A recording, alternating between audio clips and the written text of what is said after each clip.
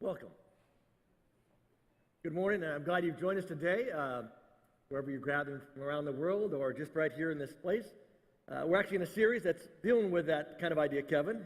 Have you tried turning it off and turning it back on again? And we think, hey, it's kind of a goofy thing. Why would we wait? Why would we call these people? And that's the answer we get. But the thought has hit me, and I'm hoping it hits you, is that what if that's true for our lives as much as it is for our technology? What if there's this need for us to slow down at times, to turn it off and to turn it on again? But let's be honest. We have a problem with rest, right? Don't elbow the person next to you. I'm just talking to you, okay? And here's our problem with rest, right? Because we know we need rest. We understand that concept. We just don't think it works for us. Because we got stuff to get done. And some of you are busy. Some of you are really busy. But all of us have that kind of stuff. You got stuff to do at work, and you got stuff to do around the house, and you got stuff to do in your car, and you got stuff to do for your school, and you got stuff to do with the kids, and you got this, and you got that, and you got this, and you just kind of find yourself running all different directions, doing all sorts of stuff. And your stress level tends to go up. And have you noticed something when your stress level goes up? How the things that normally don't bother you begin to really irritate you. Have you noticed that? And you begin to find that the thing that wasn't a big deal before now is just always bothers you. And that's because what wasn't normal before is now normal now, and that shouldn't be normal. What do you do? You've heard this before. You've heard your need for rest, to change your pace, to get some margin in your life. To maybe, and I told you last week, maybe the two most spiritual things you can do was, number one, it was to say no. And for some of you, that's the most important spiritual thing. And if that one isn't it, maybe the other one was that you need to take a break. And that may literally be the most spiritual decision you make. And there's a reason for that. Because someone or something will determine your schedule. Someone or something will determine your schedule. And some of you know exactly who that someone or something is. But the question for those of us in this room and us watching online that consider ourselves followers of Jesus, the question for us is, who is that someone or something going to be for us? Is it going to be our jobs? Is it going to be our schools? Is it going to be just the crazy life we live? Is it going to be, this person or that? What is going to be that driving factor? Who is going to be that driving factor for us? But this is not just an issue for those of us that consider ourselves Christians. This is for everybody. You don't have to be a religious person. You may be here today, you're not really consider yourself religious. You're, maybe you're sort of just checking this out, but you're here, or maybe you're kind of giving God some space and thinking about what's about. But the reality is, no matter what your sort of makeup spiritually is, everybody struggles with this. And for all of us, someone or something will determine your schedule. And the reality is, being busy doesn't mean you're important. It simply means you're busy. For some of you, that's the most important insight you might get today, so you may want to take a picture of that one, all right? But busyness has become, and for us, again, this is nothing new. For some of us, we've heard it many times. In fact, we hear it maybe on a daily basis. You're always on your phone. You're always on the computer. You never sit down. We never eat together. You hear all this kind of stuff, but you just know this stuff. You've heard this stuff, but you just don't think it works for you. And for those of us that would consider ourselves followers of Jesus, we have to stop ourselves. We have to pump the brakes a little bit and say, is that really true? Because a few thousand years ago, when God takes this group of people that we call the Israelites, the Jewish people of today that was back then, when God originally brings them out of Egypt and sort of makes them his own people, they didn't know what a society was like. They didn't know what to have rules. They didn't have any infrastructure. They didn't have any policies because they had been slaves for 400 years. All they did was what somebody told them to do. So this idea of having rules to tell you what to do and what not, and it made sense to them, but they needed something more. They needed some substance to life, more than just get up and do what your master says. They needed to figure out, what does this look like? How do we get together? And God, if you go back and read the Old Testament part of your Bible, you'll discover that God gave them 600 different commandments. They were about the ideas of small things like what kind of clothes to wear, or when to wear certain things, or what to do in a monthly kind of situation. It was about being careful to combine certain foods, about not eating some stuff, about doing some stuff. But out of the all 600, there was 10 that God said, these 10 are over and above those other ones. And you know what you find right in the heart of the 10 things that God said is the most important for us? You find a God who created them and who, for that particular group, brought them out and was trying to establish some kind of pattern for life, how to live life, not as a slave, but as a free person. What does that look like? And God said, you know what? I'm going to tell you. I'm going to command you, because you're used to having directions. I'm going to command you to take a day off.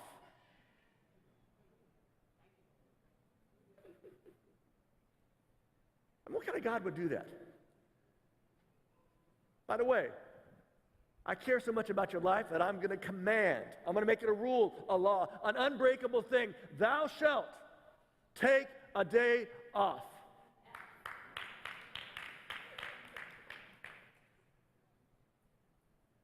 And so God was serious about it. And God understands, this God who created us, who made us, who understands us better than ourselves, he understands how we operate so much better with this idea of margin in our life, some little space, some little bit of a breath in our life. So I want everybody to take a deep breath and let it out right now. Let it out, just like the guy said. It's an important part of it. You got to take it in, but you got to also let it out, right? And I want you just for a moment to experience a moment of quiet and of rest.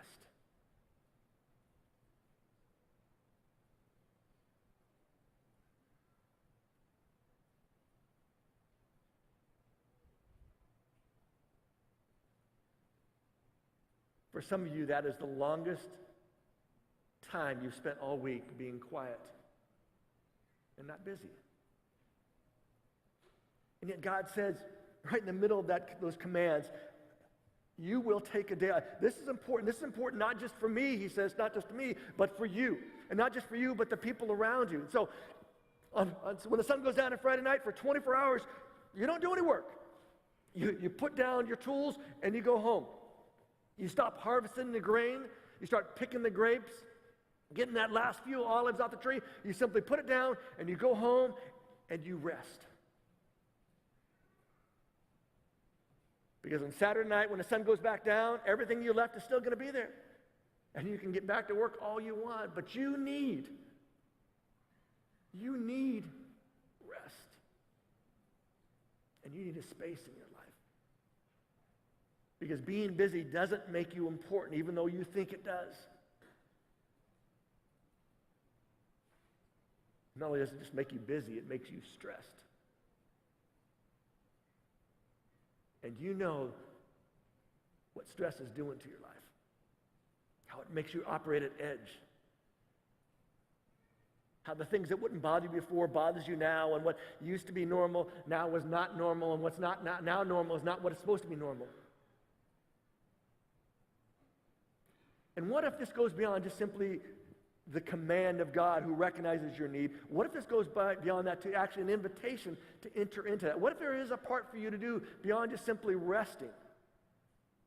Well, today we're going to look at that in the story from Jesus' life. In fact, not just a story, but in some words that Jesus shared to a group of people 2,000 years ago that I hope today will find some resonance. But before we go there, I want you to bow your heads and let's pray together, all right?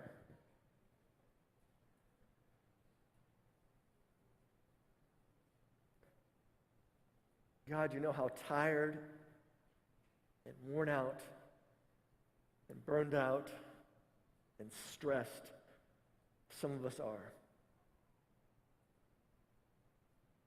You know how some of us in this room are longing for a vacation. But how we're also dreading the vacation. Because as good as the break is, all the stuff that piles up while we're gone, all the emails and all the phone calls and all this stuff.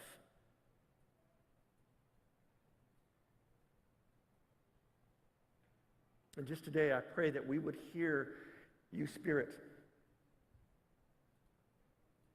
that we would honestly listen to you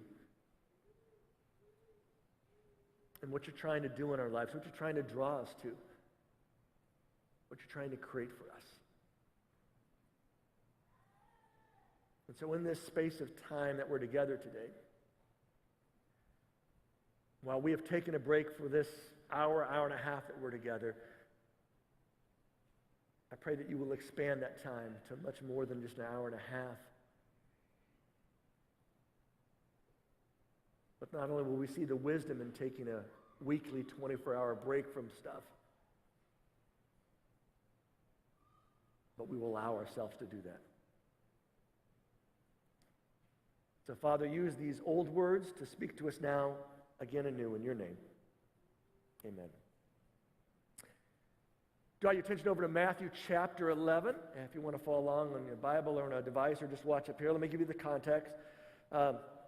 Matthew's writing about Jesus' life and certain things that have taken place, and he's just come off of this experience where Jesus is doing some stuff, and he's telling of some followers of another guy by the name of John about, hey, go back and tell John what you've seen take place here. And then Jesus kind of, at the end of that, kind of swings into this sort of, kind of pointing some fingers at some people and says, hey, by the way, you've just seen some miracles and you're going to go back and tell John, but the rest of you that have stayed here recognize that miracles don't always have the impact in people's lives that it should. In fact, some miracles that you've seen, if they've done in some places that life would have been different for them. And then he breaks into this prayer and he just starts talking to God and says, God, I'm thankful that you've revealed these things to me. And then after he prays, he begins to say to the group, listen, nobody really knows the Father except the Son, and nobody really knows the Son except the Father, and who the Father chooses to reveal him to. And that's the setting for these next words. And so it's in this idea that this is how God's going to reveal himself through Jesus. Who he reveals himself is this. And it sets the stage for this conversation that comes just before some events that take place. And if you've been around a church very much, in much time, you've probably heard these words at some point. But today I want you to try to listen to them and to read them in a little bit different way. Jesus looks at the crowd and says these words. Come to me. Come to me, all of you who are tired, that is weary, and have heavy loads. Come to me, all of you who are tired. How many of you are tired today? How many tired's the word? How many of you, the weary is the better word? Any weary folks there? How many heavy loads? Overburdened? How many of your answers like this, but you're just so tired you really can't get your arm up? And it's interesting, the very first thing Jesus says to those of us who feel tired and weary and overburdened and just sort of worn out, he requires from us an action. He says, come to me. So in your heaviness and your weariness and your tiredness, I want you to do something. I want you to give a little more energy to come to me, to make that lean into me, to draw to me. Because if you will lean into me, if you will draw to me, if you'll come and follow me, that's the idea there. Come to me is this kind of come this way. He says, I will give you rest. That's Jesus' promise. If you'll come, I will. Not that you won't give yourself rest, I will give you rest. But it's tied to this idea of us coming to him. And for a Jewish people who was the crowd around Jesus today, when they hear the word rest, they automatically would have thought of Sabbath. This 24-hour period that God had set aside. And told them, 24 hours, go home, don't work. In fact, not just you work, don't make anybody you have around you work. You shouldn't be making someone else work. Everybody deserves the same break. And I love what this word means. In fact, I've taken the definition, the biblical definition. Rest means to cause or permit one to cease from any movement or labor in order to recover and collect his strength. That's a good rest, isn't it? It's not one of those sit down and you're just kind of tired that you can't get up. But this is the idea that you're causing or permitting somebody to not have any movement. How many of you ever are so tired that you get home and you plop yourself down on the couch, you don't really fall asleep, but you are sort of like in a comatose stage? Anybody else in that kind of thing? A few of you, right? I do that almost every Sabbath. preach, do sermons, and then so we have a class that's going on, this summer school thing. You ought to come check that out. So I get home, 3:30, 4 o'clock. Lori's there. I'll grab a bite to eat, and then I lay on the couch. It's great. See, I just don't move. I'm not really asleep. I can hear things, but I'm just like... And it's the picture that Jesus says that he's caused us cease to... And the purpose is to recover or collect it straight. And don't miss that part. It's the idea that's not just resting because you're exhausted, but it's the idea that you're resting in order to get something back. That you can get back your strength, that you can recover from the week that has taken you and drawn you and pulled you in so many different directions. But there's more. Rest also means, it goes on, it's a long definition. Rest also means an intermission, a cessation of any motion, business, or labor. And finally, it simply means to refresh. And Jesus says, if you'll come to me, if you'll take that step, you know what? This is what I'm going to do for you. I'm going to refresh you. Because the only way you can experience refreshing is to have it in a kind of a space. You need time to recuperate, time to relax, time to clear your mind, time to get in the right spot. In fact, the idea of rest. You rest from the pace of life. You rest from the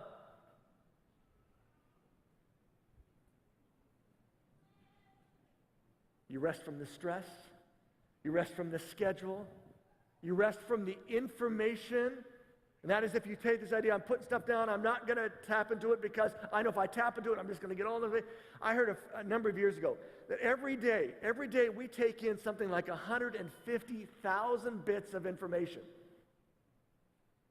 It's no wonder that we're tired. We're constantly processing stuff. And it's big stuff that we ought to process, and it's little stuff. How many of you this morning on the way here saw somebody who had a bumper sticker on their car? Anybody have? I'll see it. All right, a couple of you, right? That's processing information. Even if it was just a stupid bumper sticker, right? Maybe it was supporting somebody you don't agree with, but you process that. And all that information comes, and we're just having a time that kind of says, I'm giving my brain a break because it just helps me rest. Not only rest from information, it's resting from it. Because everybody in this room has an it, right? And what if, when Jesus says, come to me, when you take that step, when you give me some effort to come to me, to follow me, what if in that process you actually got rest from it? Because he goes on and says, not only do you come to me, there's a second part of this. I want you to take my yoke upon you, and you have to understand what a yoke is. A yoke was this device. It looked like this, and it was wood, and an animal or a person got there, person got there, and it was something you picked up with somebody else. So I want you to take my yoke upon you and learn from me. This combination, take this yoke and learn from me, meant the idea of I'm going to get in the yoke, you're going to get in the yoke, and as I move, I want you to learn how my steps are, what my pace of life is, what the rhythm of life is, because if you miss the rhythm of life, you're going to be stumbling. You ever try to move some furniture with somebody? Something really heavy? You ever notice how important it is to be in the same steps, same pace? And that's what Jesus is describing here. He said, listen, you got to get in the same step, take my yoke and learn from me, understand how the steps work. And he says, the reason you should is because I'm gentle and humble. I'm not going to kind of demand. I'm not going to be that guy that you drop the furniture on his toe and yells and screams and uses all those words your mother said you're never supposed to use. I'm gentle. I'm humble, but I'm not going to yell at you. This is not about me demanding you. This is about me trying to show you something. That if you got that pace, and if you got the steps down, if you got the process down, would really bring you what you're after. Because if you do that, you will find rest for your lives. In the little world, there is souls, this idea of our whole being, not just our minds, not just our hearts, not just our bodies, but everything. But you know what the hard part of this yoke part is? It's being willing to get in the yoke, and then it's being willing to move in the yoke. So I want us to do an exercise this morning. I'm going to let you team up in pairs of two. And so, guys, if you're with somebody, you've been waiting for that moment to put your arm around you, you can thank me later for this, all right? And if you're single and you want to make a move right now to go get by somebody else who looks single, that's all good, all right? But if you can, find somebody. I got a great example here. You got your arm. I want both of you to put your arms around each other. So your arm and their arm back. Put an arm around somebody. Play along with me, all right? This will be helpful. There we go. There we go. Everybody get an arm around you. That all feels good, right? Some of you think it feels really good. Knock that off. That's later. But right now, here's what I want you to do. I want you to have the arm. Get your arm around it. Both have arms. Perfect. Now I want you to stand up together.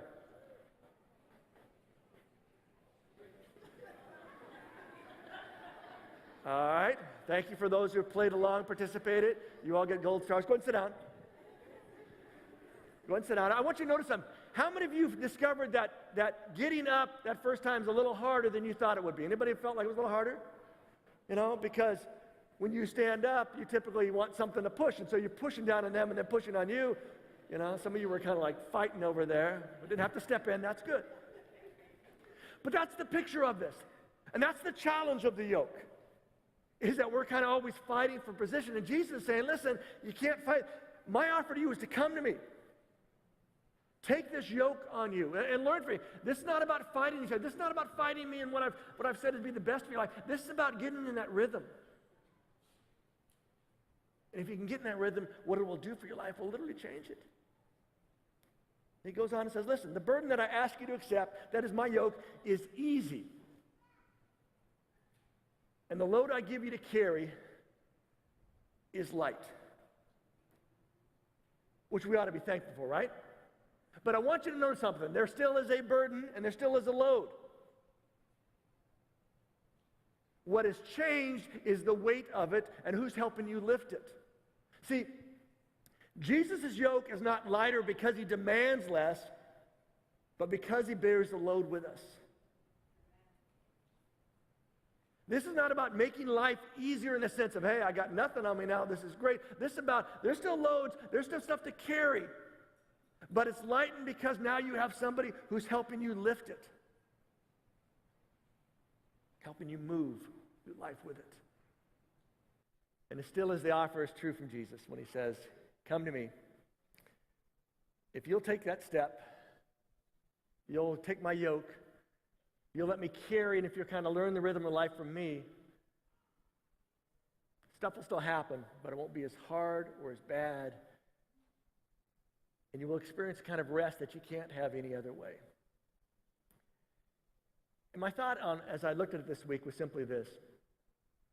What if God's trying to do for all of us is not something new, but is to get us back to what he already has said, that for some of us is a hard thing to do. That's to stop, to rest, and to trust.